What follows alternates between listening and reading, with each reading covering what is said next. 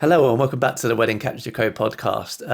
Tom and I forgot to record an intro again, so I'm in my office recording a quick last minute intro here. So getting into the episode then, it's a bit more of a relaxed one this time around. The last two have been quite information heavy, so we wanted to just do a bit more of a chilled episode this time around. Starting off with a little catch up about the last wedding that me and Tom photographed and filmed, which is the second one in as many months, so we just sort of reminisce about that. Then we go into talking about purchases that we've made in the past year that have made our lives easier or changed the way we do business in some way. So there's lots of interesting talk about iPads, Polaroids, sunglasses, that kind of thing. So yeah, hopefully you find it useful and let's jump in. I'll be tempted to have a play with the new Fuji as well.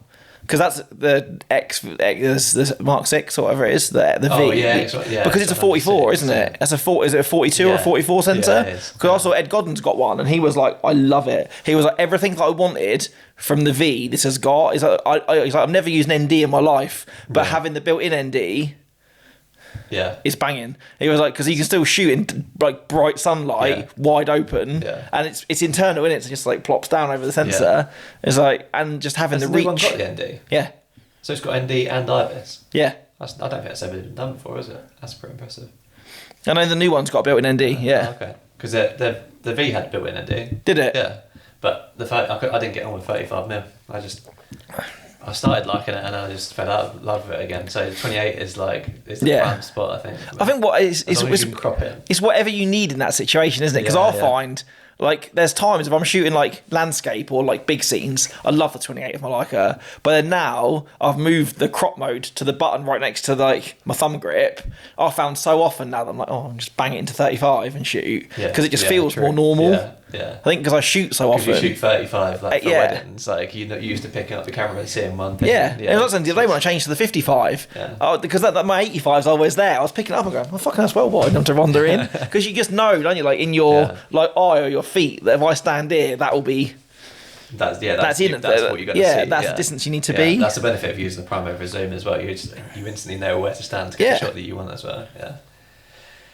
Oh, well, that's all stuff we could probably talk about in the episode. So let's just jump in. Let's jump into the episode. Let's go straight in.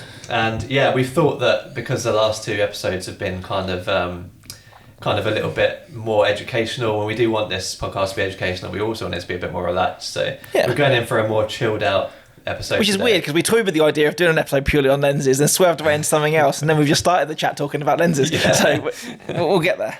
But yeah, I feel like it's just like quite nice every now and then to talk about tech and like lenses and cameras and things that we've bought and just go a bit more chilled out about it rather than deep into like the business side of things. So put away your notepad and pen because it's probably going to be a bit more of a geeky talk. Yeah, I think so. Also, as well, can we talk about the first like really exciting news, which is still blown my mind? Is we sold out the damn workshop. We sold out the workshop. We announced it on the last episode. Yeah. It released the same day. And pretty much, like within the week, it was. We sold what we thought we were going to, or what our goal was. Yeah, which is nuts. It is crazy, I was going to say a huge thank you to like me and Chris were texting, and we both had the fear. Like we announced it, we had the fancy graphic of us smiling back out at you, told you that we were going to do branding and marketing, and then we were like, "Crap, no one's going to come." Yeah, that was the big worry, wasn't it? You're going to be in a lot of 2-course lunches. come May the 1st. I was already buying elasticated trousers. And then people started buying tickets. Said, like, if it's just us in a room, we'll just have a nice meal together. That was it. We were going to have a romantic dinner, probably do a live episode from somewhere far fancier than my dining room, and then crack on. But no, we sold out. So, and we were saying before we started recording, we've got a pretty even split as well. So if you are one of those lucky ticket holders, thank you for coming, and we're really, really excited. We're going to work on some of the content for it after we've recorded today. And I think pretty much we are straight down the middle. It's photography and videography is pretty much half and half split. It is, yeah. And to organise something which is pretty short notice for a lot of people, especially like this time of year with like May kicking off for weddings and things like that, and to organise something with a month to spare and be like, everyone just booked it within the first like week or so, that's like, it's humbling, it's good. And also as well, like, and we can't say because we've done it, but I feel like every week there's a new piece of education popping up or a new workshop or someone new to learn from. So the fact that you have think enough of what we're doing here on the pod, or think that we have something that you think that you can learn from us, that you've put your trust and your money with us, that really, really doesn't go appreciated. Yeah, exactly. And we're really looking forward to it as well. Like, I think it's going to be good. We've got some notes on it already, and I'm looking forward to diving in on. Yeah, I've been like, I have my iPad here now, which we'll talk about in the episode because it's one of the handy things that I've had. But having like a notepad or means of like when you wake up in the middle of the night with like a light bulb idea, and go, I need to put this down somewhere. Yeah. Or you're at the hospital and yeah, in A&E, and we've had lots of stuff just to kind of add on, or so things kind of, we have a shared note and stuff keeps popping up, and I'm like, ooh, that's good. But then you wrote something else, and I'm really enjoying that process of putting it together. I'm just really worried now that the slideshows, there's gonna be so much in there that we're gonna have to start. That's the thing, we've only got a day to do it, and we are doing website reviews as well, so there's only so much we can fit in the day, but I feel like there's going to be a lot of nuggets of information. There's a lot of stuff even while I've been writing down, I'm thinking, oh wow, like that is something that would be beneficial. Or stuff that you do without even realising it. Yeah, that's it. I think a lot of the stuff you kind of just do, don't you? I think once you've been doing it for a while, or you hear things and you put it into practice, like to us, or even probably you as well, it just becomes, oh, just do that. But for somebody that doesn't do it, something might seem a really easy, oh, well, why don't you just do that? That could be a really big takeaway, and I know we spoke about it at length in the education episode, so I'm not going to speak about it too much more. But sometimes for me, I've always found that the biggest changes or the biggest takeaways that I've had from any like workshops or that have always been something which is quite of just a small statement or quite a small thing. Like, they build up to like what the big reveal is, and it's like I always find those little nuggets along the way are probably a lot more useful. Yeah, definitely. It's really easy to look forward to what you want to be, or think about what you want to be, but like it's only when you sort of look back and realize the things that you've done to get where you are now that you realize how far you've come and what you've implemented to get to where you are. But I feel like that in general though, like, and maybe it's because it was getting older, but like we're sat here now and it's April. Like a third of this year is almost gone, and it seems mad that we were only doing our we're off Disney soon. We're at the start of our year, and I've shot 5 weddings already. 5, wow. 2 of them have been with you as well. Yeah, I've only shot 2. It's going to feel very odd. I've got a wedding next week, and I'm shooting with Harry, which I love Harry, don't get me wrong, but then it'd be really odd to feel now that I'm almost in a routine of it's just me and Chris. And so, it'd be good. So we did shoot that wedding together. That's on Easter weekend, wasn't it? On Easter weekend, and we got a sunset. And we got sunshine. Honestly, like the weather was pretty much perfect for a March wedding, wasn't it? Yeah. It reminded me very much of a wedding that me and you did last year, which has just been the anniversary for, which is the one at Berry Court, and it's like similar, just like upbeat, happy, joyful vibes. The sun was out. I love filming at Farbridge anyway. Yeah, it was my first time there, I think, since 2022. Yeah. And I was there at the end of 2022, and it definitely wasn't sunny. So to be there again in such a glorious day, and also the dance floor. Like, I think we need to doff my hat to Brian, our groom. Like, I've never seen a man like own the dance floor so early in the evening. For it, they picked the right music. Like, I did. Double Venga Boys before 9 o'clock. Boys, What is the world? Yeah. They did warn me, they're like, there's going to be Venga Boys immediately. Because I always say to couples, like, oh, you need to like make sure you're staying on the dance floor for those first couple of songs after the first dance. And he went, don't you worry, we've got Venga Boys. It's like the secret weapon out of the sporran in the kilt, out came the Venga Boys, and off it went. Yeah. I think there's some Irish music going on as well. And generally, like, we just really gelled with the couple as well. I feel like it's where we had a couple of couple shoots and like throughout the day we're just like having a laugh with them. And like I said to you at the end of the day, and I wanted to mention this, like I could do 30 of those and be properly happy. Yeah, like I feel like all the branding stuff that we talk about, marketing stuff we talk about, that is the couple who I'm targeting, and the kind of wedding that I'm targeting as well. Yeah. So when you get to an end of a day like that and everything has gone pretty much smoothly, and I've looked at it and gone, I like that's pretty much it. That's my unicorn wedding, in the fact that unicorn perfect weddings don't exist. There's always going to be something that goes wrong, but that's the one I could do over and over. And I think they're a prime example. And how do I say this without sounding like I'm going to be mean? They were a prime unicorn wedding for me. They had a prime example of they brought the vibe. That's what I said to everyone. You dictate the energy of your day.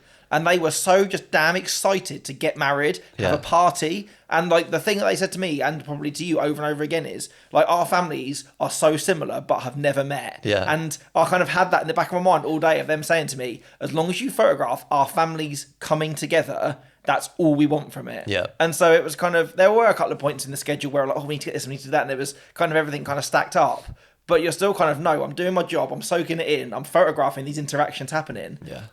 I'm doing okay. And also, let's say their values as people. Like, I'm not a diva, I'm not a rock star, but I'll put a shift in on a wedding day. Yeah. And it's so nice just to get like we were like the second thank you in the speech. Yeah, that's really nice. Yeah. Yeah. Again, we never know what to do. We came looking for them at sunset, and he was like, "I'm ready to go." Yeah. He was there, jacket on, let's go. Yeah. And they like it's you don't feel like you're doing the couple a favour. It's like, look, can we go for this? Oh, I suppose so. Yeah. Like they were excited to have us there. Like we were taking selfies on the us, drive like, on the way is it time back. to go for sunset? Is it time to read our letter? Or is exactly it that? Like they you know, both of us both really want to work hard and make the best things that we can for all of our couples. But it's so nice when they're kind of helping you with that process. Yeah. And I feel there are some days where couples just expect you just to go, especially maybe like from more what we do where it's documentary. It's just, well, I don't need to do anything because you're just natural. You just capture it. It's like, but it still requires a degree of enthusiasm or you doing whatever. Like you can only photograph what's in front of you. Yeah. And I feel like they made that really easy. So when we got back to the day, back to the car at the end, I'd had a really fun day.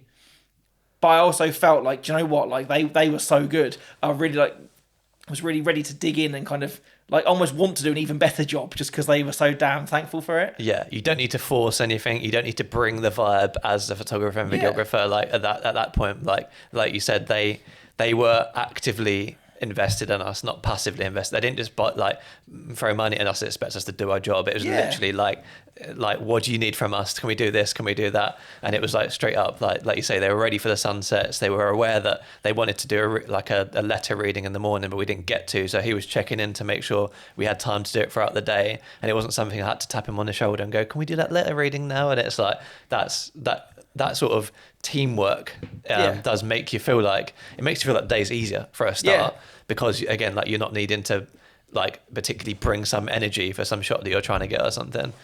But also just at the end of the day, you just feel like you've got everything that you've needed because people have helped you to get there. And I find as well, and I'm sure that Kirsty spoke about this in her episode with us, which was back at the start of the year now, which seems an alarmingly long time ago, is that I find as well that I really, as much as I'm there to kind of offer a calming presence on the day, if someone needs reassuring, I'm happy to reassure. I'm happy to kind of hype my couples up. But I still really ride the energy of the day. And I find that if you have a couple which are more quiet and more... I find, it's hard to believe, I know, but I do find myself being a little bit quieter on the shoot and letting them be. Where if you get, you know, people that are smoke bombs and champagne and are like, I'm more, come on, let's do this. Yeah. And I really kind of feed off of the energy of the day. And they picked a fantastic venue. Farbridge looked stunning. Like the grooms were kilted, nice dress. So it wasn't down to like my values or what made it a unicorn wedding. Definitely wasn't aesthetics. Yeah, that's what I was trying to say earlier. Like I wasn't trying to say that they're horrible people or they looked rubbish because they didn't. No, but it wasn't. It didn't make it a unicorn wedding because of the way it looked. It was a unicorn wedding because of their values and the way they made me feel and the way that they felt. Yes, and I think that's it for me. I think it's not. And that's the conclusion we came to on the episode we did about unicorn weddings. Is like you can have all of like the bells and whistles for a wedding, but what makes it like an enjoyable experience from a work perspective really is their values align with yours. You don't need to force anything, change your personality a little bit. Like it's you do what you do. And like a prime example is when we did a Prosecco spray, didn't we? Yeah. And they were up for it, they did it. And afterwards they were like drinking it from the bottle. We were just walking down the lane filming them and they were just casually just drinking it. And like I feel like there was no care in the world about does this look good? Do I look good? And it was literally just like they were just drinking. Because I remember saying to this, I showed him a frame on the back of the camera where like Brian's drinking from the bottle and Catherine's really laughing. They look so happy. And I showed her and was like, look, it's amazing. The sunset's there. And she's like, oh, but look at my chins. And I was like, but look how happy you are. Yeah, that's it. Yeah. I don't care about the chins. Yeah. Like you're looking at this now purely from and everyone does. They find themselves in a photo and scrutinise themselves. Yeah. And maybe it's easy to see. But in 5 years' time, you won't see the they're chins, going to look at happiness. that and they're going to remember that warm sun on their back, the lambs bleating in the field behind them, and the fact that they're dripping in champagne and having the best time on their wedding day. Yeah. And I think it's getting over that superficial nature of it, and it's just look how damn happy you are. Yeah, they definitely trusted the process, and so we came to the end of the day and we were like, that was a good one, and I'm looking forward to editing it. I have had a bit of an edit block, I'll be quite honest with you. Like I spent a whole day looking for music for this trailer yesterday. Oh wow. See, I don't have any of these worries. I know. And I don't normally spend that long, and I think I wasn't going to bring this up, but I think it's actually quite a good little thing to bring up is that I'm having an editing block because I've got too much time. So it's the only wedding I've got to edit at the moment in the queue. So because I've got that time to edit, I'm overthinking probably the music. And there's plenty of music I could have used, but I'm putting in a timeline, putting stuff over the top, and I'm like, no, this isn't the one, and I'm starting again. And I'm really finding it hard to do that. And I feel like when I get in the flow during the summer, I'm literally like, yep, this one, I know exactly You what have song to will be go. decisive, Yeah. So yeah, having a bit of an edit block with that. But that's for the trailer, and I have started on the long film already, just because I think when you have an edit block, you try and like, I think you try and dodge it. In the last wedding that we photographed at the moment. Yeah, I'm on it at the moment. It's looking good though. Is it? Like, I must admit, like, I sometimes, like, I try to find, I need to leave some space sometimes between shooting stuff and editing it to almost let myself kind of de-associate, and then I can almost fall in love with the photographs again. Yeah. As almost looking at it as that like kind of half forgotten. Yeah. And I was editing yesterday the dad reveal, the dad reveal, and the light and the emotion, and I was like, oh, this is so good. I don't know if I can feel myself welling up, and then I was like, but you were there and you took it. Yeah. But like almost that like few weeks had gone by. Must be about a month ago now, I guess, that wedding. Yeah, about a month ago. Yeah. And I'll have it finished this week, but it was just like it was really there was certain bits of it, and I was like, because I hadn't looked, like I'd done the previews and I've let it sit, and I think I hadn't had that with my earlier couple of weddings, because again I had nothing on the pile, or I didn't have any other jobs in between. Maybe that's what I need to just leave it for a week or two and just like see if I can come back to it with a fresh perspective of here's the footage, not here's how I felt on the day. And I think you almost need that break, is because, like I say, if you go into a day, for whether you feel, say, better or worse about it, is that I think you do need that time to sit. And I know, you speak to photographers and videographers at length about this, and I think sometimes where you get that benefit, where you do deliver later, although you miss kind of that window of kind of the high of the wedding and the thanks, I think people use the film in a different way, that if you dropped it 2 days after the wedding, do you know what I mean? If you look at it, you're looking for the bits that aren't there that you still remember. But when you look at it in 2 months' time, you're appreciating the memories. It's almost like a very short, compressed version of you looking at it in 5 years' time and remembering the things you've forgotten. Yeah. No, that makes sense. Yeah. I feel like maybe I just need a little bit. I always try and take a break from things if I have an editing block, and like I feel like with music, it's always music. Like that's a bit of a pain point, especially when I'm so like, I sell myself as like the music you get is going to be so like tailored to your wedding. So obviously we pick from Music Bed, but I'm trying to find like music that actually suits the wedding, and not just like, oh, here's my list of music that I use for every long film and whack it in sort of thing.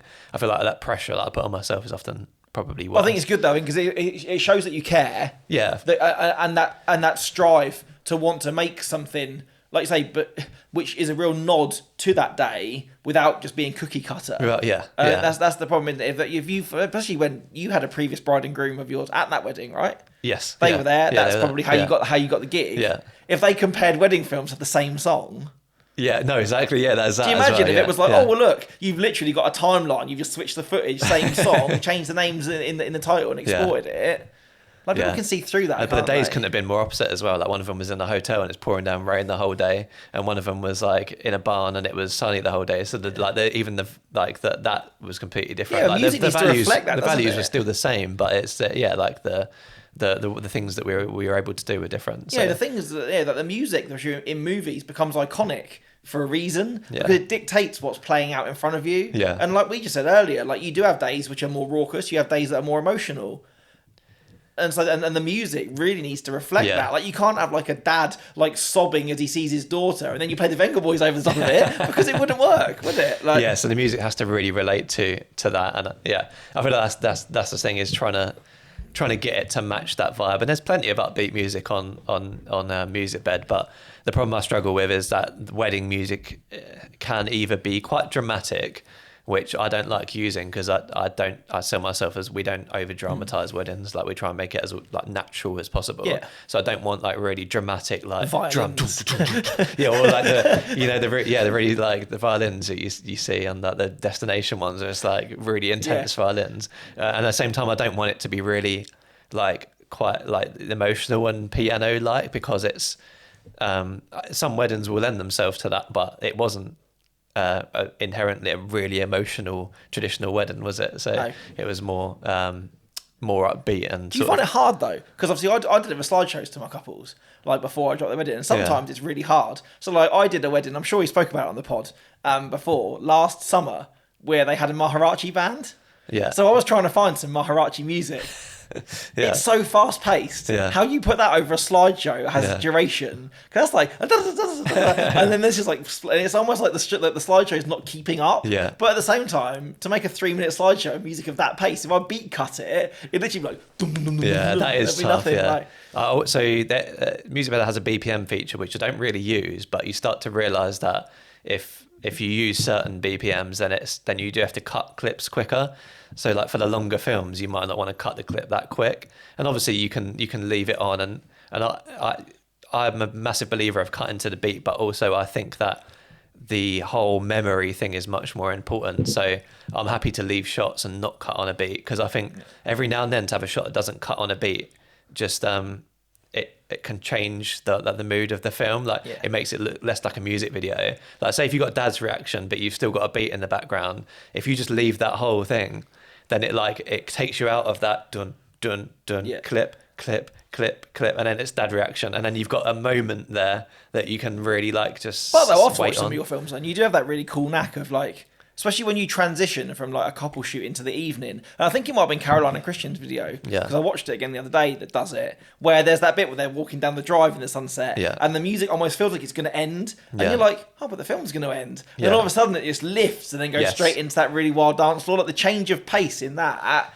Although it's with the footage, but the music almost like you're like, oh, I don't want it to finish. Oh no, it's not finished. And like that, I think you get the big euphoric bit at the end. Yeah, and I can't do that with a gallery. No. Like in much in that, you know, we spoke about it in one of the really, really early episodes about kind of good storytelling is using kind of B-roll frames or transitional frames in your gallery, so that you don't just finish on the drive and start on the dance floor. There must be something in between, but you can't emote it the same way that you can in a film. I think music does invoke emotion, and like it's all about that storytelling element, and that's another pain point as well when finding music is I want to find music that has that drop that I can put the emotional bit of the speech in, and then has that really like uplifting end, because that's the style in which I edit my films, and like trying to find music which just ticks all of these boxes is often quite difficult. But and again, I imagine there's like millions of songs on Music Bed, is there? Oh, there's just so many. My brain was so frazzled yesterday.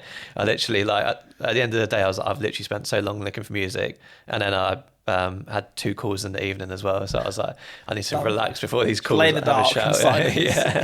I had a can of that Trip stuff to proper relax. Oh yeah, I've heard good stuff about it. Yeah, we were talking about it with the makeup artist at the wedding that we did. And she was like, she swears by it. But. Yeah. It tastes horrible, but there's no like the flavors that you can currently get in Sainsbury's. I'm not a fan of. It's like elderflower, mint, and then like lemon, basil. The flavors are a bit like, I think they're just trying to be like a bit more high end with the flavors. I don't like the flavors of any of them, but I can testify for the effects. Like I think it does sort of relieve a bit. Could I put my cherries and berry squash in it? You can add flavour into it and stuff.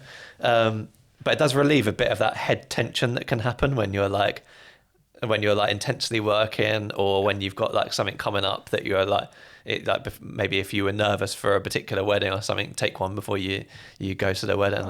It's good. I'm intrigued. So actually, so that's actually good to lead on to what we're going on to, which is things that recent purchases that we've got in the past, like probably the past year. I think we did this at some point last year. It was June actually. We did it June last year, so we're almost a year. So from when we did it last. So like 10 months. But I mean, we had I think we're both at the point now where our gear has matured in a sense that there's not a lot of updates going on yearly now. But there's a lot of smaller things that we've perhaps got that we've found really useful, and we wanted to kind of have a little chat about. And again, just nice to have an episode to break away from the education stuff, and just kind of talk about something a little bit more sort of techy, I guess. Yeah. I think we should start with what's on the table right now. So I kind of copied you with it. So your iPad. Yeah, I bought my iPad Mini. So that would have been after that episode. I bought that, and I know we spoke about it briefly on another episode just before I went to the Caribbean. So sort of like November time, because I wanted something small rather than feeling the pressure to take my laptop away with me, but also having something which I could again watch TV on a plane with, but also have the pen. I can take notes, I can journal on it, I can edit on it if I really need to in a pinch. And it's great having like the fact that it is so small is perfect. But I don't feel when I'm watching something on it or using it, I don't feel like I'm staring at a tiny screen like your phone. Like that's it. Like it's big enough that I feel the benefit from it not being my phone, but at the same time not having to carry a laptop around everywhere. Yeah, I remember I was really envious when you got yours because I've had an iPad Pro since 2020, I think, or maybe 2021, but around that time anyway. So almost 4 years now. And I found that because I've got the Mac, I'll always just gravitate towards the Mac because the iPad Pro is still like 10, 11 inches. Yeah, I think. like Roma, like my wife, she's got a Pro, Yeah. and I honestly feel that there's not that much difference between that and my MacBook screen now. Yeah. So what I'd end up doing is if I'm doing like a big task, I'll go on the Mac, and if I'm doing a smaller task, I'll just use it on my phone. So I would never pick up the iPad because, and it gets awkward because the keyboard's like quite big on it, or it's a tiny one in the corner, and I found I was never using my iPad Pro, so I bought an iPad Pro and I just used it for Netflix. So I've been looking at the Mini for a while, and then you obviously bought it, and I've been Really good. sing its praises. So yeah, I bought one for myself, and I've been using it so much more. The fact that you can sort of hold it almost like a phone and type with two. I was thumbs. joking with Ro yesterday because we were both sat on the sofa with. She had her iPad Pro and I had mine. Yeah. And she was like, "Oh, we're watching telly." And I was like, "But yours is practically a TV." And she said, "But yours is practically a glorified Game Boy." And I was like, "It is. Yeah. I can literally hold it." And I can type with two fingers. Hold it vertically like a phone. Like a Game Boy. Yeah. And if you're over the age of 30, you'll know what a Game Boy is.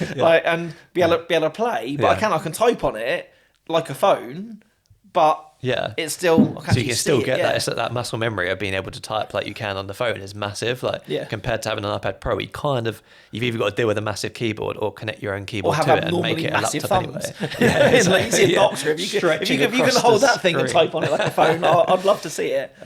So I've actually ended up being much more productive with this and just being able to. I've also got the pencil, but I just don't tend to use it because my handwriting is not that tidy. But I have scribbled down a few notes when my brain's getting a bit full of stuff, and I'm just like, right, it all needs to just come out. Yeah. And sometimes I feel like if I'm typing in anger, I just type too quick and it's all everywhere. So I just use the pen. But yeah, so just for taking notes, like you said, of like when you just wake up at like whatever time, or when you get out of the shower and you're like, oh, I need to, and just having a place where just everything can go. And like, it's also, I've found it quite mindful as well. Yeah.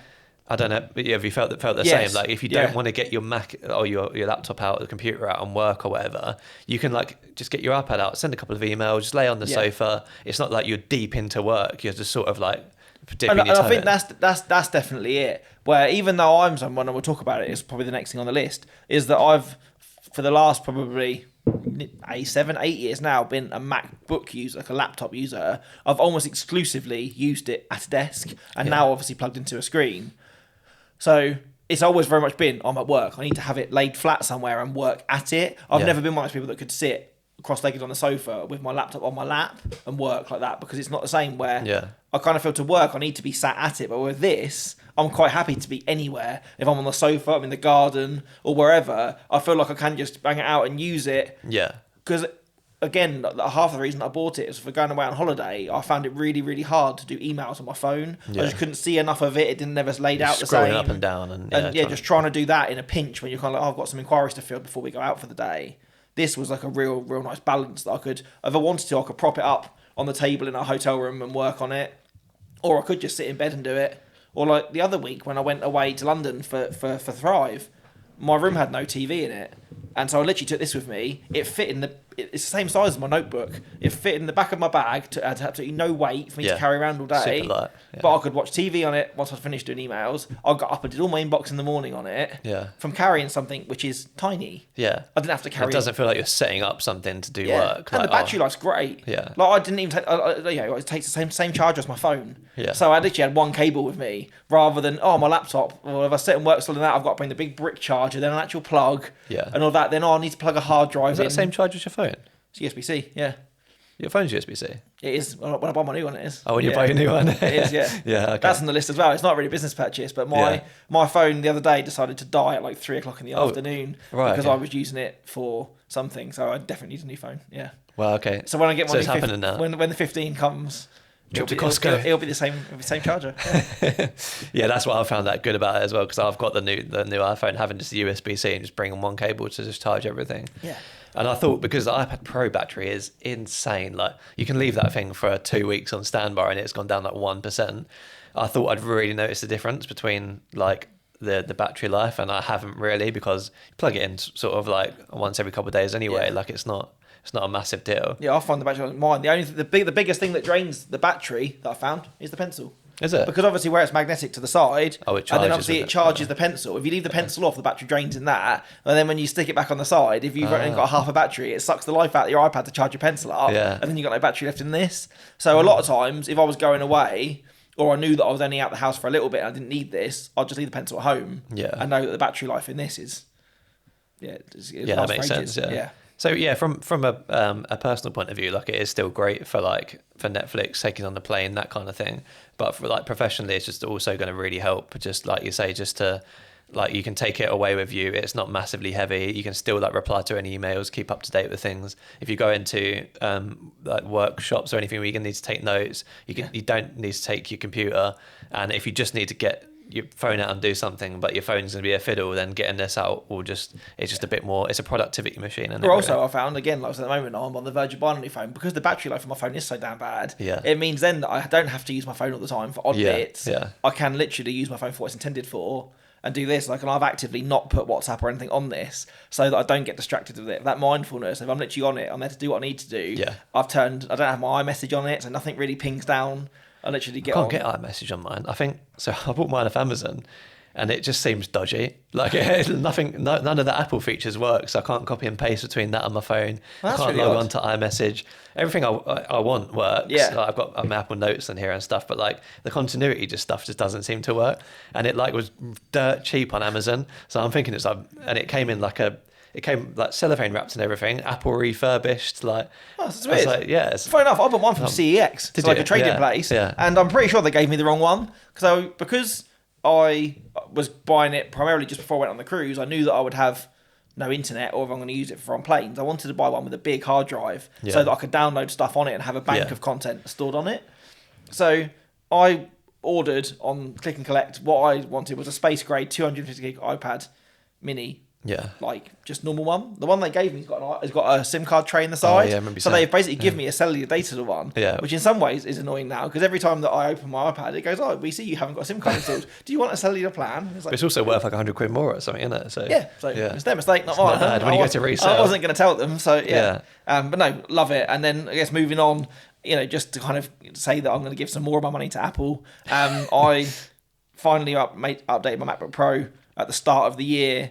I know Chris laughs at this and he thinks it's really funny, is that I wanted to finish all of my edits from last year on my really old machine, so that like if anything broke when I moved anything over, or I lost my presets or anything like that, I was like, it's done. I think it's not just that, it's everything that I know about you with the MacBook, the TV that you've had in a box for ages. It's and has finally only out just now come though. It's taken a year. And the Switch that you've So had yeah, so sitting in a I box. bought an OLED Switch off Chris that he acquired 2 months ago. Yeah. That's still in the box. Yeah, still using my old one. It has a hole in the back of my old one, but Still using the old one. Still using it. It's just that's just the way I am. So I finally got a new MacBook, and that actually I think it only took a fortnight for me to get set up. So it's pretty quick for my standards. That's good. And yeah, I've been using that, like the M2 chip. It's an absolute machine. It's a beast. Like even now, the fact that like when I exported the last wedding that I finished in like less than 15 minutes, it was insane. Yeah. Like everything just loads quicker. Like now I can drag stuff out of Photo Mechanic and it pings into Photoshop so quickly. Yeah.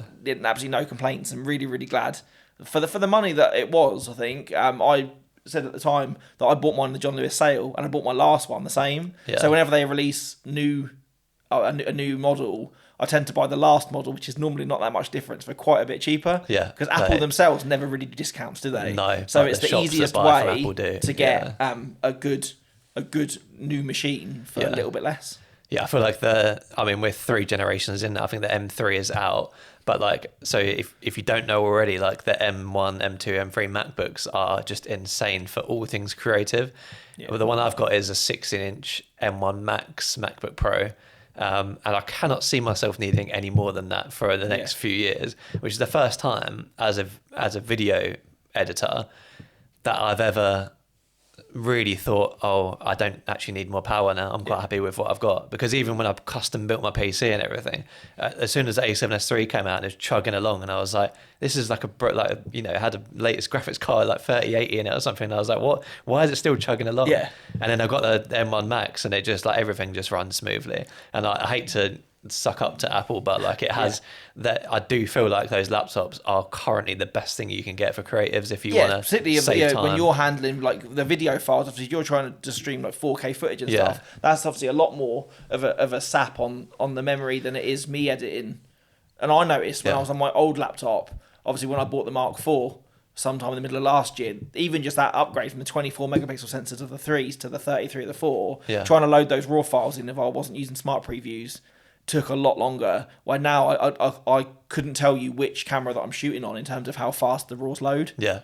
And that's all you can want, isn't it, really? Yeah. And export times, even, like, I know export isn't everything because you can sort of go away and do something else while you export. But in terms of a video, like if you get one drop frame or something, you've got to go and export it again. Yeah. And that for me used to be like overnight thing. So I'd export I used to do 40-minute films when I first started for some reason.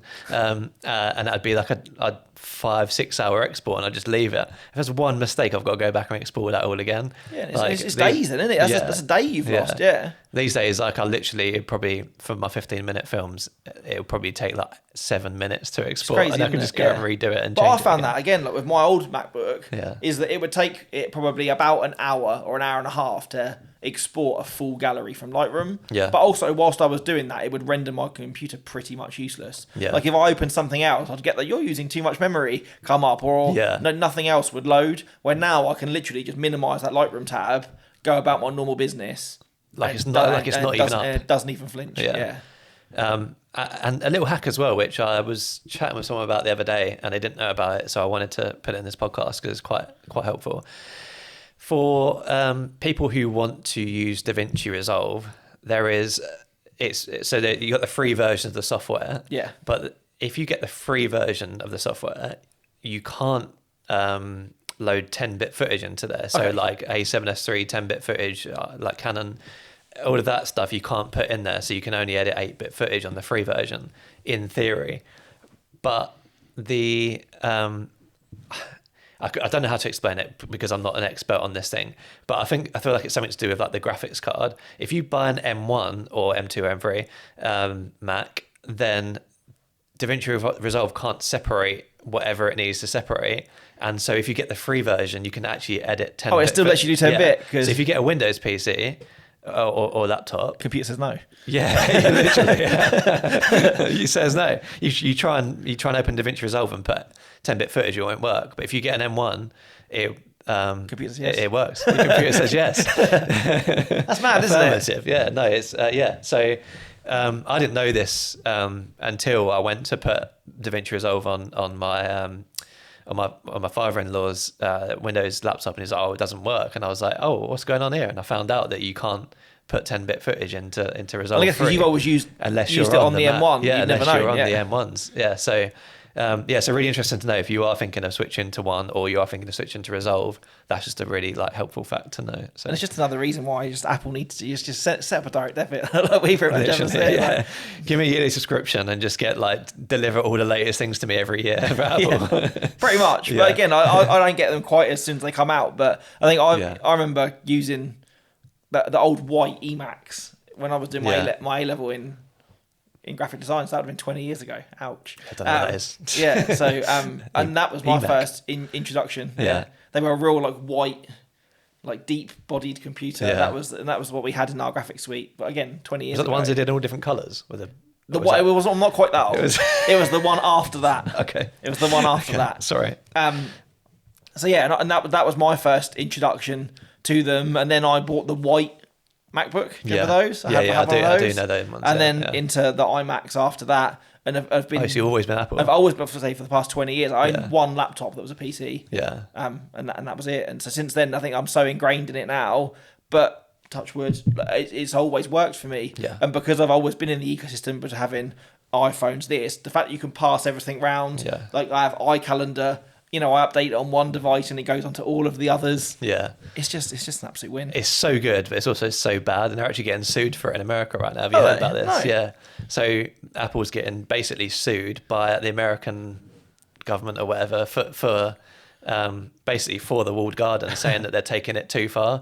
Like on one of the things is like, I think the example they said is the watch. Like, you've developed a watch that can only be used with the iPhone. Yeah. And can't be used with anything else. But also, they've made it so that if you get a watch that's not an Apple Watch, it doesn't really work with your phone very well. So it forces you to almost... so it forces you. And they're saying that that's anti-competitive, and that's basically... Yeah, because there's law, isn't there, that you can't have like a monopoly on a market. Because isn't that why in sort of like the early 2000s that Microsoft had to split parts of their business, like they separated their software from their computers and stuff like that. So like you had like the MSN bit and then like the Microsoft bit, because they owned too much of the market. Where now it's kind of changed and stuff. And I'm sure Apple, like maybe we'll be able to buy a pair or something. I think they're trying to make it fair because back in the day, Windows was sued for not allowing iTunes on Windows. Yeah.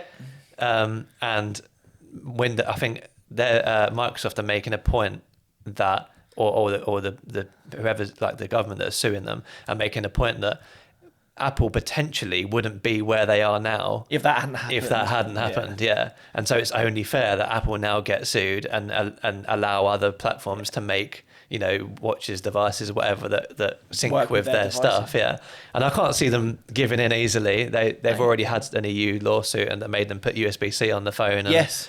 There's also been an App Store lawsuit in the EU as well, because Fortnite had had the suit. And Epic Games is coming back to that now, isn't it? So they're allowing Apple. I mean, they're making Apple allow third-party app stores, but the way they've done it is they're allowing third-party app stores, but they're charging them ridiculous percentages to do it. So no one's ever going to do it. So obviously Apple going to figure out some workaround.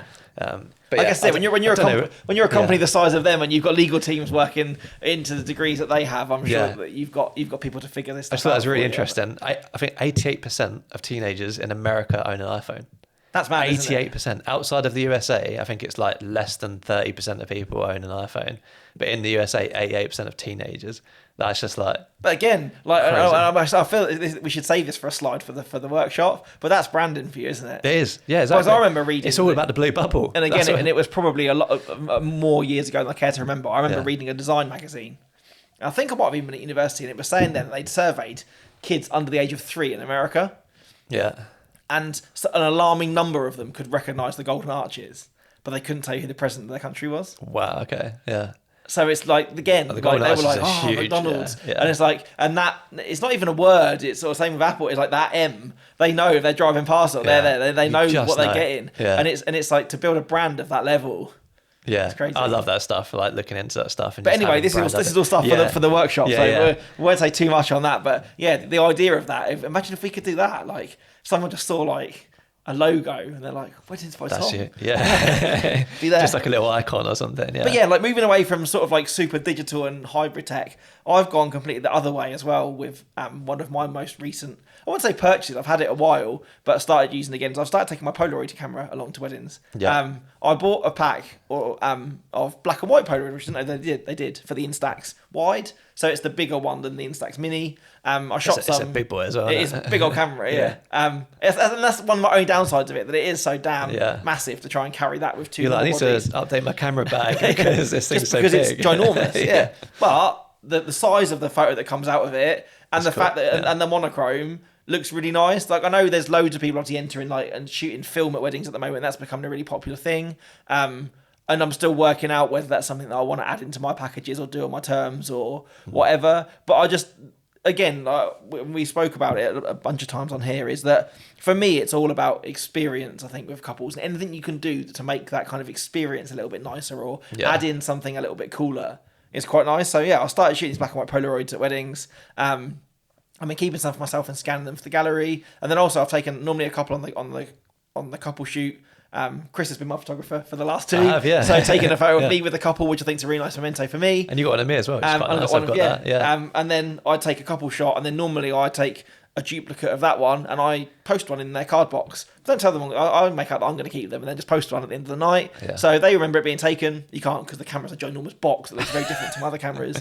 But it's quite nice that when hopefully they wake up the next morning and are going through their cards and thank yous, there's something in there. Whilst they have previews for me as well, it's something quite tangible, isn't it? They can go, oh, look, we've got this little... And the nice little memory from the kind of unpredictable nature of it is quite nice. And a lot of times I post it before it's even developed. Yeah. It's like, okay, let's see what happens. See how it comes out. You just don't even know. And for what it is, then it's theirs. Yeah. And I quite like that. I like the idea that there's still kind of, it keeps that kind of magic of photography alive for me a little bit. And although it's a cost, to buy the film, it's about £1 a shot. I just think it's something quite nice to add in to the day where, a shooting film, it's that added, I've got a meter for it, I've got to do this, and then the quality of it, then getting it developed and then back. At least for that, I know that I can shoot it, I can look at it, it's done, it's quite instantly gratifying. And you can pretty much show the couple as well. And it's quite instantly gratifying. And also, again, like we Yeah. were saying earlier, is that in the digital photo, I feel like they scrutinise things loads. Yeah. They go, oh, well, look at It's that, so I don't like that. detailed And and because they know there's 6 frames either side of it. Yeah. But with the Polaroid, it's like, it's fun, isn't it? It's what it is. Yeah. And they accept it. You just accept it because it just came out of the thing. And I that's really it. like that. Yeah. And now I'm almost at the point where I'm like, I need to find someone that's willing enough to let me shoot their entire wedding on one. Yeah. Just buy like 20 boxes. Shoot a whole wedding. There you are. There's a box there full of Polaroids. That's your wedding day. That'd be sick, though. Yeah. Maybe the second. Imagine what you could create from all of those, like either a book with just them all in, Yeah. or a wall of like a wedding wall. I don't think you could do it, Yeah. and that'd be the only memory from your day. No, But if no. someone said to me, like, I had it as a package, and it almost bring along a second, yeah, and just they a just second, use, and they just shoot all day. Yeah. Like cost of the film, their time. yeah, Like, or even just as an experiment. Like maybe if you're out there and if you've got one of your couples that are game enough for it, and you want them to bring me along, like just as a piece of work, Yeah. as an idea of just capturing. Like in the same way that I said I wanted to shoot a wedding on an iPhone just to see if I could. Like just to I shoot don't a think wedding. that'd be as fun though. I mean, It yeah, you wouldn't. could, but like, But just imagine that. But even just the way that guests would react to you when they go, "Are you the photographer?" and you've got this ginormous grey and black plastic box around your neck.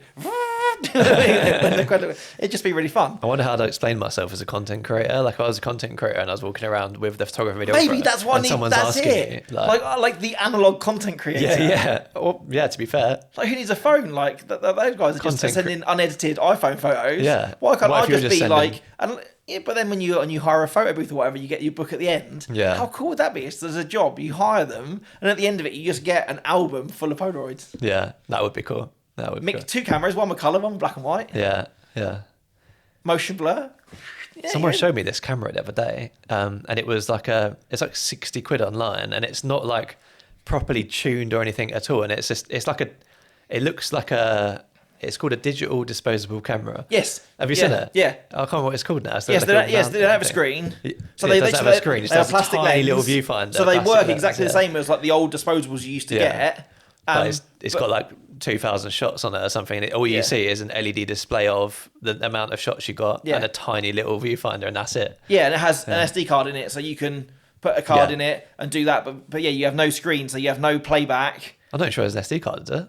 I thought the one that I saw, I thought had a card maybe, in it, yeah. or perhaps it's a built-in hard drive. I don't know, but purely to the fact that you can just shoot with it. Yeah, because you can't connect it to anything. Like, you can only see the shots once you get back to your computer. Like you can't look at it. There's no way to look at it. So that's a proper raw way of just like taking. Because I even photos, looked again, and something that I toyed with buying is that Leica make a Instax camera. Yeah.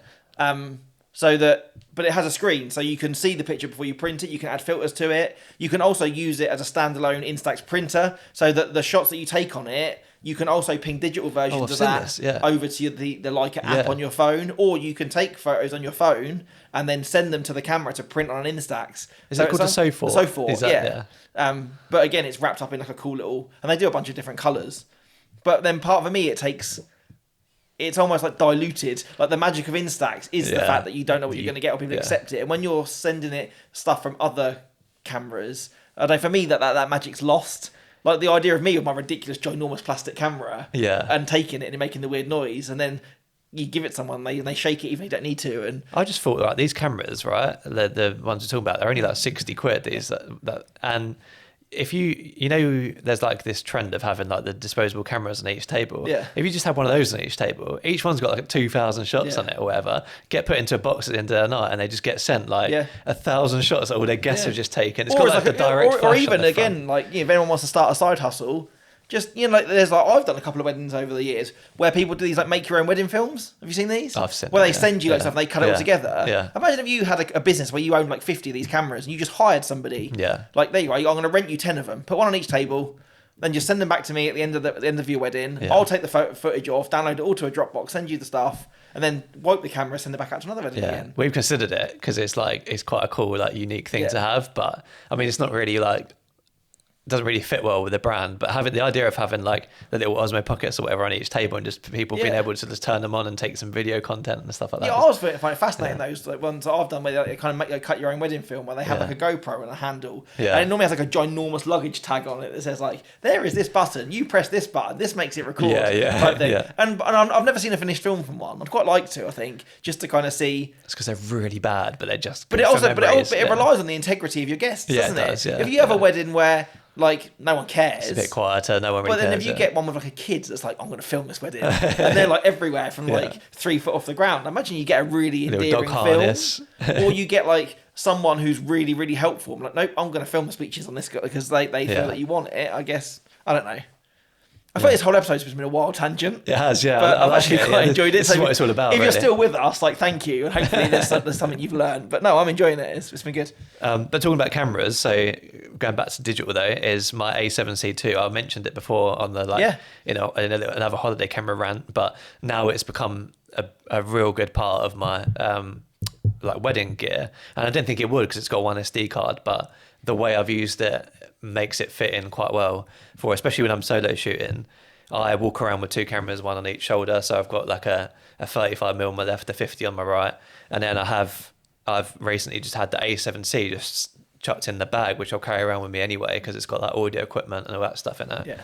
And it's have that on a 50mm in crop mode. So I've basically got a 35, 50 and 75. And I've never had to like whack a zoom on, because I'm always having this like, oh, do I use a zoom for this bit? Do I like use primes? Never really have to now because I've got all of the focal lengths I need. And is it overkill having 3 cameras on you? Yeah, probably. But like, it's been really good just to be able to pull out that and just get some shots like in like more or less 75mm. And I'd never lose the importance of what we do or the how sacred that footage is. But sometimes I think there's so much, like the fact that the reason that you carry that camera with you on a wedding day is because it's small and you can. Yeah, exactly. Where if you had another A7S III, you probably wouldn't carry it. So the fact of having a small camera, yes, the payoff is it only has one card shot, but at the same time, because it is a Brucey bonus third camera, if the worst happened, that card corrupted, you could still make a film. Yeah, and we're probably not losing anything from what's on the other 2. Yeah. So I think it's perfectly okay to have something like that, or to have something slightly less. It's just a cracking camera. It is just a backup, yeah. It's like I was saying to you earlier, like having on holiday, putting a 28mm on and having a crop mode to 42 or whatever, and just having those 2 focal lengths. The only thing that like kind of gives me reservations about it. Yeah. And it's funny enough because I saw a post the other day from Ed Godden. I don't know if do you know Ed? Yeah. So Ed's an awesome photographer, and he put up it was his Sony birthday. So he'd been owning Sony cameras for 5 years. Yeah. And he managed to sum up exactly the way that I feel about Sony cameras in his short thing. Like, to use one brings me absolutely zero joy. Yeah. Like, it doesn't give you the warm fuzzies. It's not exciting. It's not fun. Yeah. But you can rely on it. Yeah. Like, you can pick it up. It will be in focus. It will be well exposed, and they are solid things. Like mine, again, like the one that died, lived a double life in how like rugged it was. Yeah. And they're so good, but it feels like work. Yeah, definitely. Yeah. Like I kind of agree with that. That would be my only problem with taking one on holiday. That's why as soon as that little Sony menus come up, it's all crowded around the edges. Yeah. And like those, and like it would just feel like I had a work camera in my hands. The thing is, at the moment, the menus on the A7C II are slightly different to the A7S's. So like it looks. Are you trying to justify it to me? Yeah, maybe. Yeah. Yeah, I think I kind of agree with that. I feel like there is some element of fun to having like it's a balance in that, Fuji though, recipes or having the Leica because of what it is and like the thing. But it holds you back in other ways. Like I just said to you Yeah. before we jumped on recording, which is the end of that conversation that you heard when we started recording Yeah. about the Leica. Like the best and worst thing about that camera is the 28mm lens. Yeah. I love the camera to use. But if I could have a way where it could be a 50 sometimes, it'd be great. Or if I had that ability to kind of adapt. But then at the same time, I love having the wide 28 when I need it, which is what I didn't like about the Fuji because it was a 35. Yeah. And you can go round and round in circles for ages. And I don't think like you can never buy a camera which has like a 10mm to 200mm 2.8 and a camera which is still flat and fits in your pocket. It doesn't exist. No. And it's finding out what's best for you. And I think, but for me, as a holiday camera, experience is a big thing. Yeah, so definitely. it needs to feel fun. Doesn't need to feel like work because I'm on holiday. It needs to be light, small, feel fun to use, quick, just easy, just to get out quickly, take a snap. But then I totally understand your reasoning for selling the Fuji twice is that between holidays it gathered dust. Yeah, and you got zero use out of it, and it's still a fairly expensive camera, which is essentially a paperweight for the rest of the year. Where now you've traded that in, spent a little bit more on the Sony. Yes, it might feel a little bit work-like whilst you're away. But it's become a solid addition to your weddings. It's become a webcam for your calls. Plus being the best solution that you can find to a holiday camera. Yeah. So it does it all basically. And it might not be like the purist, like, oh, this is really fun to use, but I've never really had that massively anyway with cameras. So I'm quite happy just to, as long as it does what I want to do. And on holiday, it's unobtrusive. And when I'm at weddings, it's useful. Like that's a do it all. It's just factoring what's important enough to you as to what camera that you need to have. And it's all kind of leveled out. So yeah, I like that. I still haven't bought another new camera. Again, the whole episode's about recent purchases, and I still haven't bought one yet. So as you know, like we've heard the sad story of two of my A7 IIIs from last year. I killed both of them. Yeah. So I have been getting through at the moment with the A7 IV that I bought to replace the first one that broke, an A7 III, which was my spare camera, and then I've been been chucking the Leica in my bag to have that as a spare. So I could use that as my 35 if you like, and then if one broke. Yeah. But I'm still aware that I need to buy a camera, body, so I have got a spare. Yeah. And I still can't decide. I'm sure I went through the exact same quandary when I went to upgrade last time. Yeah. But for all the things that I moaned about the screen on the A7 IV, the focus is a lot better, and I do enjoy having that crop mode now on the slightly bigger sensor. Yeah. So in that instance, that's great. I just buy another Mark IV, and then for the most part, I can shoot with two cameras which are the same. Yeah. But I still find at the dance floor in the evening, having the 3 with the flip out screen rather than the side thing, that is so intuitive. I think shooting photography with a flip out screen is much more difficult in my opinion. I know I don't do it that much, but I've always found it just I still find it weird though, when you're looking here and the camera is here. Yeah, you just... which is bad when you're on a podcast, but then they're next to each other because you're looking at the screen. You don't engage the same way with it being directly behind it. Yeah. So in that instance, I'm like, oh, fine, I'll just go and find another A7 III, which has got loads of life left in it, because they won't be that expensive, and it's only a spare. Then you're going to miss that. But then it's that balance of missing other autofocus and the extra megapixels. And then we had a conversation, I think at that wedding that we shot, where I watched a video where obviously if you buy the R5, that's a 60 megapixel sensor, but you can shoot it in medium raw, which is 27. Yeah. So that's great, and that's kind of somewhere in between the 3 and the 4. But when you use crop mode, it still stays in 27. So you can leave it as a crop mode. You get the punch in, and because of the size sensor it uses, then that would be even better then. Yeah. So that way I could have my 35 camera as the 5, and if I punched it in, it would still be a 27 megapixel 50, pretty much. Yeah. And then keep the 85 on the other one, and so then that comes with its own set of price tag, and I'm still using 3 different cameras potentially then. Yeah. And by the time you're cropping in the 35, you're not getting that 1.8 anymore. And so it's But I think I've said this for quite a while now, and I don't think it's changed. Is that Sony's in a bit of a weird position with, for one, hybrid shooting, but also photography at the moment is a little bit you've got the A7 IV, which is great in every single way except for that flip out screen. Yeah. You've got the A7R5, which is very, very good, but then you've got the 61 megapixels, which is probably too much for weddings. A studio camera, unless you go medium raw, which I've watched a recent video about, and it does lose some highlight details. So if you're one that shoots quite high, and on the exposure level anyway, you're going to miss out on that. So those are two options, or you've got the expensive A1 or A9 for it. There's no A7 III anymore, really. Maybe this is just me being tight, but I've seen loads of stuff about people getting the A9 III now it's come out. Yeah. And I believe that is purely a want camera. It's not a need camera. Oh yeah, definitely. For the last few years, there's been if this camera had this, the focus was a bit better, or the ISO was a bit better, it'd be great. And they've done all that now. So now it's what can we do? Pre-recording and global shutter and all of this. 240 frames or whatever it is a second. Do you need that? Yeah. For most things, and particularly us as wedding shooters, you don't need it.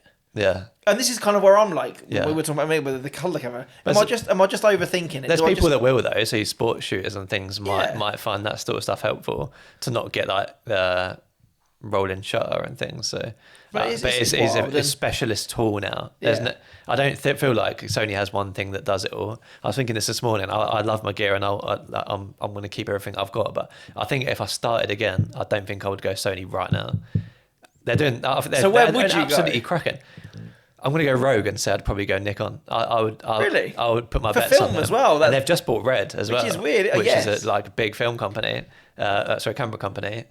But I think they're doing bits in for video and photo now, and hybrid cameras. I think Like they the needed to, Z8 didn't they, though? is just like more or less perfect. Like You think for a long hybrid camera. time, like nobody in the film world used Nikon at all because Yeah. they just weren't there. Yeah. Like again, we spoke about on our camera journey one. They brought out the first ever SLR to record video, and then pretty much that was where their innovations in the moving image stopped. Yeah, they were so far behind, and there was a point where like Nikon was a joke amongst videographers. Yeah. Like for photo, obviously, like it there's only a certain level of bad you can be. Like they were keeping up, but when they went into the mirrorless world, like it just didn't do very well. And then I think since maybe the Z6 II and then the Z9 and Z8. They've got a good lens setup now. They've got a very good hybrid options for photo and video. It's still a bit bigger than I would want from cameras, to be fair, because I quite like small cameras. But yeah, I was thinking like I can't remember when it was, but I was thinking if I had to start again, I think I saw a video on it like if I had to start again, and I was thinking what would I do? And I think Canon like they've been holding back on their log for quite a while, so you can't get very good dynamic range in video. I say very good, but you can't get the best dynamic range in video compared to what Sony has right now. So that would definitely put me off, and the fact their RF lenses are stupidly expensive and they don't let other third parties get involved. Panasonic still have the crop in 4K 50, so I probably wouldn't bother going with them. Sony like for video they're great, for photo they're great, but for hybrid not so much. If the Nikon lineup that is around now for mirrorless was around when I was getting rid of my SLRs, I would have stuck with Nikon. I believe that. I mean, too invested now that the financial cost of moving back, and I don't believe that it's worth moving back. Not, yeah. But yeah. I never left Nikon because I hated the end results. It was those, again, heavy bodies, lack of AF, and again, and lack of choice in their mirrorless market. They were falling behind. That got me away from Nikon, because Sony they had the shiny cameras, and they had the things that I needed at the time. But I think if now I would be a Z8 shooter, definitely. Yeah. If I was, That's interesting to know. at a clean slate, I think. You'd buy a Z8. I think so. I think I would. Yeah. That is interesting that both of us think that on both like either ends of the spectrum. Like I only do video, you only do photo at this point. Again, I used to find, and I still say now, that when I was on my D750s, that the edit process, the preset I was using at the time, was the nearest that I've ever been to an easy, seamless editing thing. I felt like when I moved to Sony, I had to really work hard and really change up that preset to kind of get it to work for me. And I still think that now sometimes their files can be harder work than they need to be. Yeah. I haven't used a Nikon mirrorless camera to compare, but if all of that science and colour and stuff that came from the SLRs moved into the mirrorless and was just all of that good stuff wrapped up in a smaller mirrorless body, there's no reason why they wouldn't have my money. No, I completely agree. I mean, Raw internally, like they're just doing very well. They're doing bits at the moment, I think. So that's definitely where I go with. So we're running out of time a little bit, but I feel like we both put one thing on there, which is the Rayban Meta glasses. Yes, so you bought these. I kind of want to mention it because it's quite kind fun. of a late thing in the year, and I saw you use them when we were in Disney, and I've seen you use them at weddings. Yeah. And the idea of capturing BTS at weddings is something which I really want to do. I really want to move into, but for me, it's not intuitive to get my phone out during a wedding. Yeah. So and do that. It's not alien. I'm in the zone of what I'm shooting. You don't even think about it, do you? So the fact of having like a GoPro on top of my camera, because I shoot with both cameras quite evenly, that would become a messy thing. Yeah. I don't really want like an Insta thing clipped to me. But the idea of just wearing a set of glasses it would make my couples very much feel like they're not being filmed. Yeah.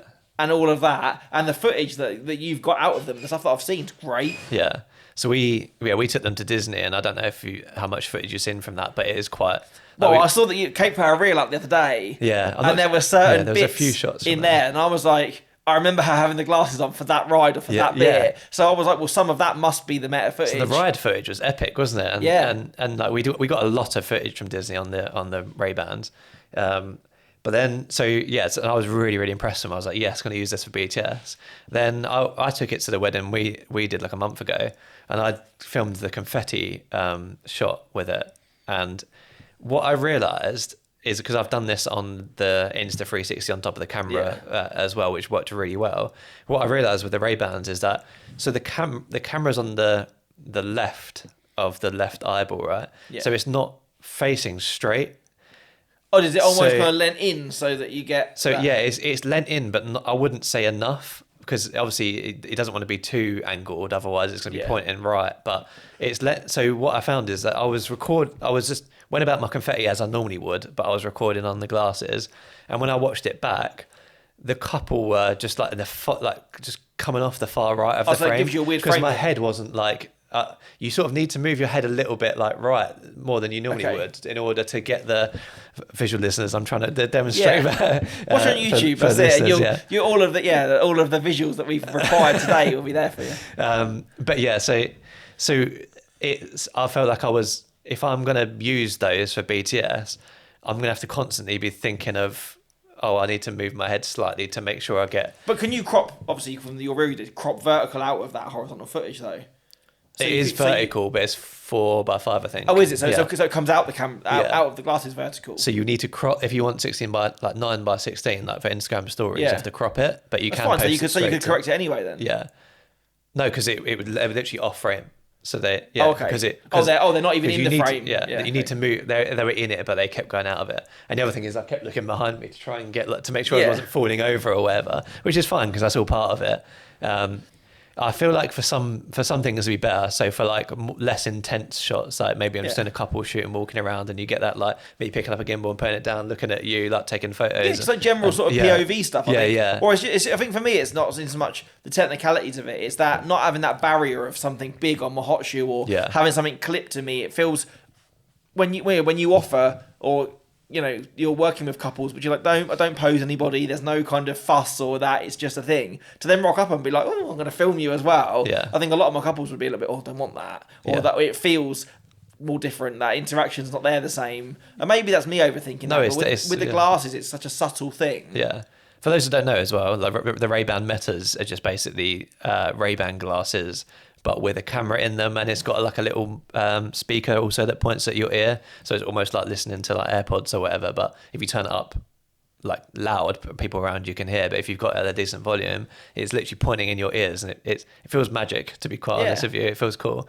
I bought them again for holiday, and then I've wanted to use them for BTS as well. But like you say, it's the barrier of entry, and I think the barrier of entry for BTS at weddings is quite high, because you really have to, like, unless you've started your career already doing that, like me and you, we really have to think about getting our phone out and it is a real conscious, such a mindful thing. And I know I worked with a videographer the other day, and he even has like Instagram like on one of those like little printout labels like stuck to the back of his camera, so that he's got that visual prompt of, okay, you need to get stuff for this, you need to get stuff for that. And I don't want to me getting BTS for my own promotion to detriment the job that's in hand. So it's in stuff like a confetti moment, I would never be fumbling with my GoPro on the top to make sure that it was there. I always feel far too busy. At a risk of missing it. But if you just clicked a button, if I actually had a pair of glasses on and just tapped a button on the side, I feel like it still doesn't it allows me to do my job as well. Where if I was on the GoPro, even if I set the virtual horizon up, so if I switch the portrait back again and dump the camera, but that clip stays the same. I did a wedding with the Insta360 on my camera in December, but I made a point to deliberately to shoot most of my stuff with a zoom 24-70 at that. So you can only use the one body. So I can only use the one body, and I was going to do it anyway, but I thought because I rented out the Sony 24-70 GM2 to see what it was like, cracking lens. But I thought I'm going to shoot everything with this so that I can just get the BTS, and it works so well. But as someone who's now shooting with like a camera on each side and one in the bag, like the BTS I'm gonna get isn't. Yeah, and then you wonder like, well, do I need to clip the 360 to me somehow? So it's only a 180 because the rest of it's just like your chest. And you already look like a walking film studio, like cameras hanging off here and microphones, and like it's just and then expecting couples to be emotional and intimate or whatever in front of that. You've got a 360 camera hanging off your shoulder. It's just it's too much. So I think the glasses are a good middle ground. They didn't work for me for confetti, but I'll continue to use them because I do think that a bit of POV, specifically for like if you're directing.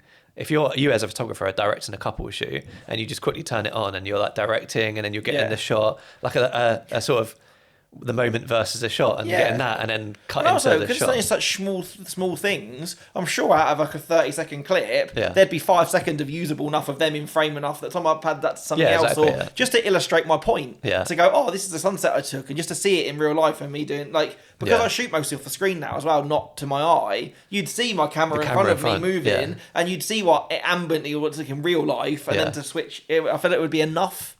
Yeah, it's definitely useful. I recommend them. They're quite pricey at this point, but like it's one of those things that just, if you do want BTS, like that's quite a good way. And to they're still the first thing of its kind. Yeah. So like we've talked about this whole thing with cameras, that there are going to get a point in the end. I'm sure Google specs will come out soon, or Apple will bring their version out, or whatever, and stuff like that. So if the demand's there, the tech's only going to improve, I think. But also, like as we mentioned a lot, holidays and memories and stuff. For memories, it is cracking. Just being able to, again, not get your phone out and just like quickly, like being on those rides and being able to actually enjoy the ride, but still be recording. That's it the at the thing, same and not time. having to hold your phone. Yeah. Like when you moan about people go to gigs and just spend their whole time like, with their phone in the air. Yeah. If you had a point where there'd be heads and stuff in the way, but it feels like you're looking at through your eyes again. Yeah. Because it's that POV. You can't see what isn't you're it? recording. You just press the button and hope for the best. And I think that's so I like it's that. that viewpoint that I like as well. It feels really familiar. Yeah, and definitely. the last thing as well, which I'm on a kind of thing of recording, of buying, is lights. Obviously, I've done 2 weddings with you now. Yeah. And the fact that you light the dance floor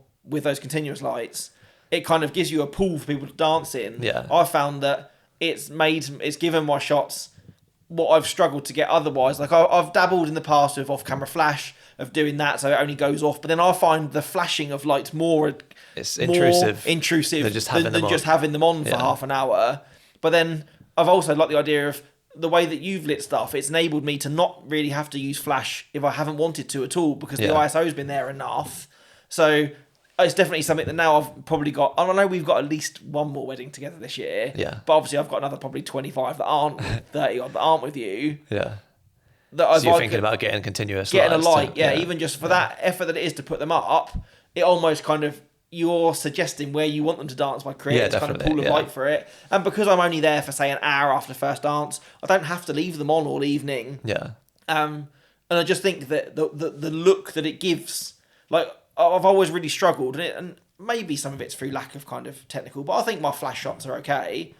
It doesn't give me the look that I want. Yeah. I want, I try so hard all day. Is it because it blacks out the background too much? Some of it, or then you go the other way and you put like the kind of like the shutter drag in, or you kind of beam too much, and it just doesn't have, like when you're on a dance floor like that one that we had at the weekend, and you feel it. I want my photos to show what that's feeling. Yeah. And if you isolate somebody, you lose that ambient. You lose everyone or then you around try it, and boost the ISO to let the ambient in. Then sometimes it looks like they're just dancing in like daylight. But those continuous ones that you do, the way they're angled and the way it's built, and they kind of sit at a similar power to the DJ lights. Yeah. You feel that it illuminates the people with a daylight balanced light enough that they don't look purple because they're lit by a purple light. Yeah. But that purple light's still there It's in the still on background. them, I look at those photos that I've made at those 2 weddings particularly and gone, that looks like how it felt to be on the dance floor. Yeah. It doesn't look like a bright flash moment in the middle of a busy dance floor, or it doesn't look like it's been beamed. Yeah. And when you work so hard all day to make everything look natural, that's the most natural that's the best result that I've seen so far. Yeah, I do think lights. There's a whole conversation to be had on it, but it helps the pop as well. So you get, I've seen a lot of videographers that don't use lights on the dance floor, and you just get that flat, like high ISO look where it's just like, no, everyone's dancing in like the same sort of dark light sort of thing. And every now and then you'll see like a DJ's like heart wheels coming across or something. Exactly for getting pop, for getting a bit of flair during the first dance. So I try and like shoot so that the couple are, their faces either side of the light in the background, and then they'll go in for a kiss or something. You get like a bit of like cinematic flair during the first dance. I think that's it. Like we said this in like the end of our end of year episodes and start of year episodes, is that we've both been doing this for a while now. Is that it's finding ways to get yourself to make something that you're excited about, or make something different, I guess is probably the best way. And I got to a point probably in the middle of last year where you go, it's first dance, and maybe your energy's starting to go at the end of the day.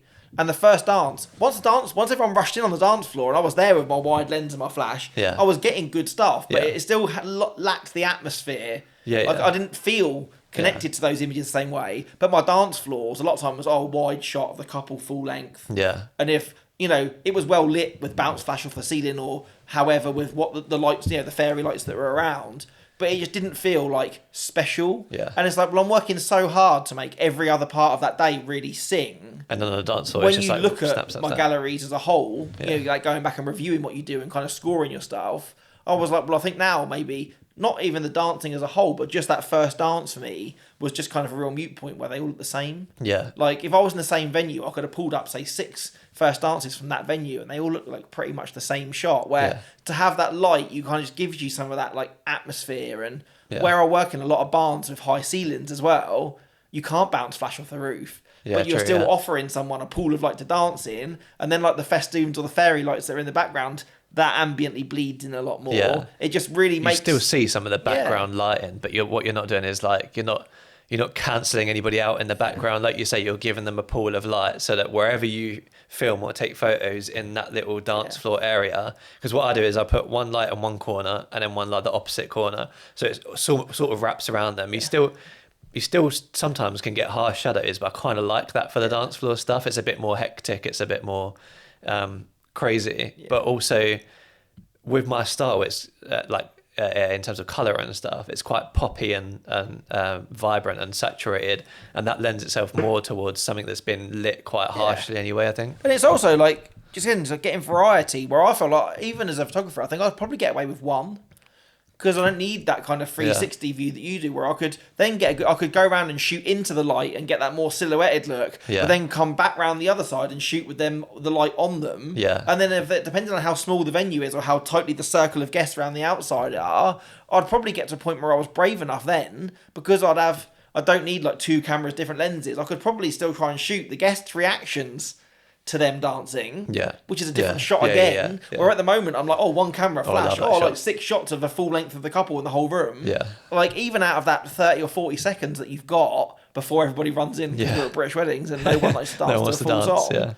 I've still given them half a dozen different shots of that really short moment, and so it holds on to it. It makes it feel a lot more special than, I've just got to get through the first dance and get something that proves it happened, so that I can then get onto the fun bit of the dancing. Yeah, I think most photographers that I've worked, most good photographers I work with, that's another topic, have really enjoyed having it. Having it there, like, actually, like, I always sort of say, do you mind if I put light? I'm going to do it anyway, but do you mind if I put lights up? And most of it, actually, like, buzzing. But again, I was fine. Again, like all day, I don't use flash, so to bring it out in the evening is out of necessity. But if you can use those, it makes it. And also, like we've said with the mirrorless stuff, I can look at it on the back of the camera in the same way that you can at any other part of the day and go, yes, that's what I'm going to get. Where still with the flash, you don't there's still a period of experimentation where it's like, okay, do I need to tweak that up a little bit? Okay, do I need to ride the ISO a bit more to let some more ambient in? And I still kind of feel that I stay on the dance floor.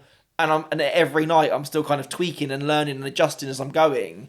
Where with that scenario, that I know that probably like 99% of what I take on either camera at that point, because it's been lit that way, that's the thing. I'll get consistent lighting now for every dance floor. So pretty much. So it's like I can shoot the same settings on every dance floor because I'm lighting it the same way. So which gives you a chance of success and providing. If one of them does a spin or a lift that you don't know about, you still know that it's going to be lit in lit. I'm looking forward to seeing your photos from those weddings, and so that I can to see the difference. And I've noticed that even I've gone to the dance floor and gone, okay, they've got a different feel to them, and it's something which I like, and so it's trying to be quite responsive to that. Now I've got a wedding now in week's time. Next week. That. I need to take those lights too. We can use this one to start off with. Unless Harry, if you're watching, if you've got yourself a get yourself a set of lights, mate. It'll save me some money. Yeah, I think he uses lights, so you might be right. Yeah, I don't know. Maybe I'll message him. Good idea. But I think that's probably a good place to end. So, although that kind of a lot of it for me has been more potential purchases or thing I need to buy, I feel like we've aired through quite a lot there actually. We have gone through quite a bit, and bounced around all over the place. It's always cool to talk about tech, and like there's a lot of things we didn't go through, but I do think like we've broached the things that have like always. I think at this point, like I say, like a lot of the stuff we've got is matured, and like it takes years to upgrade it all. So it's not like we're buying loads of stuff and trying to get oh, I need this because I need this to do this. But I'm at the point now where this tax year I've spent the least I've pretty much spent in years on new stuff. So I think, my last year again is probably not only buying new kit, it's replacing kit that's broken. Yeah. I was in a kind of you've used it for so long. of a replenishing year rather than buying lots of shiny new kit year. Yeah. To buy a new laptop to replace the one that I had, to buy a new camera to replace the one I had. Yeah. It's not like I've gone out and bought loads of new kit to try new things. It's just going, okay, that worked well. Let's do that. Yeah. For me, it's just trying to do more with less, like downsizing the iPad.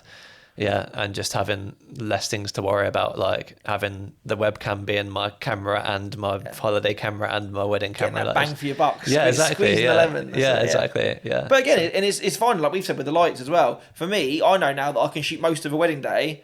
If I bring a light, it means I need one lens less. Yeah. So the relative bag is replacing it. It's making sure that every piece of that kit that you take to a wedding has a solid use rather than just bringing everything and then you get to like you were with Music Bed where you have a boot full of stuff and don't know what to use because you've got so much choice. Choice paralysis is the thing. All right. I Amazing. think that's a good place to leave it. That's a good place to leave it. And also as well, like I don't know if you guys have realised, but for the last 2 episodes now, we've only recorded one in a day. So it means that we haven't done this weird double where we're going to be in the same clothes or feel slightly more like full of Tesco's meal deals and stuff like that. So I'd be interested to know if you feel that the episodes are a better quality now that we've only done singles at a time rather than 2. Yeah, for the last time we did 2 on the second episode, by the end of it, we're just like knackered. You can see us just sort of drifting off. But yeah, so we've only done one for the last couple of weeks. We've got other stuff going on, but some workshop planning, meal deal time. Be good. Yeah. Well, thank you for sticking with it. I'll say that's a hell of a tangent of an episode. But yeah, really enjoyed it. Yeah, it's been a bit of a weird one, but should we say it? I feel like a catchphrase now. See you in the next one. Bye.